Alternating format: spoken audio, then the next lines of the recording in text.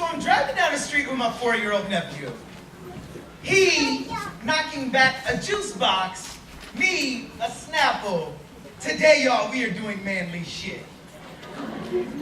I love watching the way his mind works. He asks a million questions. Uncle, why is the sky blue? Uncle, how do cars go? Uncle, why don't dogs talk? Uncle, uncle, uncle. He asks uncle, uncle, uncle. He asks uncle, uncle, uncle, as if his voice box is a work record. I try my best to answer every question I do.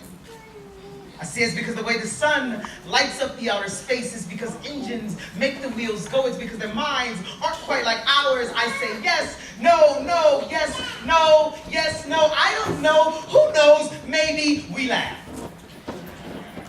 He smiles, looks out the window, spots a cop car, drops his seat and says, "Oh man, Uncle, 5-0, we gotta hide." I'll be honest.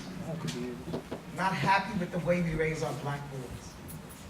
Don't like the fact that he learned to hide from the cops well before he knew how to read.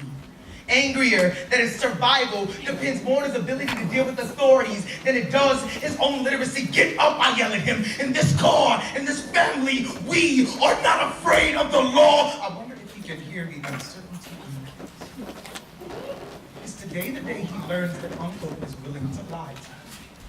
That I'm more human than I am hero. We both know the truth is far more complex than do not hide. Both know too many black boys who disappeared, names lost, know too many Trayvon Martins, Oscar Grants, and Abner Louimas, know too many Sean Bells and Amadou Diallos, know too well that we are the hard-boiled sons of Emmett Till. Still, we both know it's not about whether or not the shooter is racist. It's about how poor black boys are treated as problems well before we're treated as people. Black boys in this country cannot afford to play cops and robbers if we're always considered the latter. Don't have the luxuries of playing war if we're already in one. Where I'm from, seeing cop cars drive down the street feels a lot like low-flying planes in New York City. Where I'm from, routine traffic stops are more like minefields. Any wrong move could very well mean your life. And I want to look my nephew in his apple face and tell him to be strong. We both know black boys who are murdered every day simply for standing up for themselves. I take him by the hand, I say, be strong.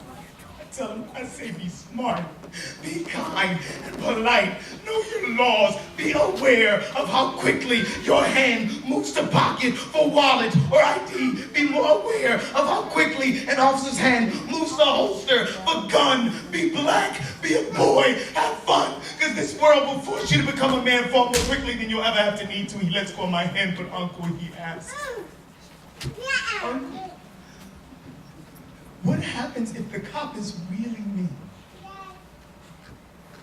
And it scares me to know that he, like so many other black men, is getting ready for a war. I can't prepare it.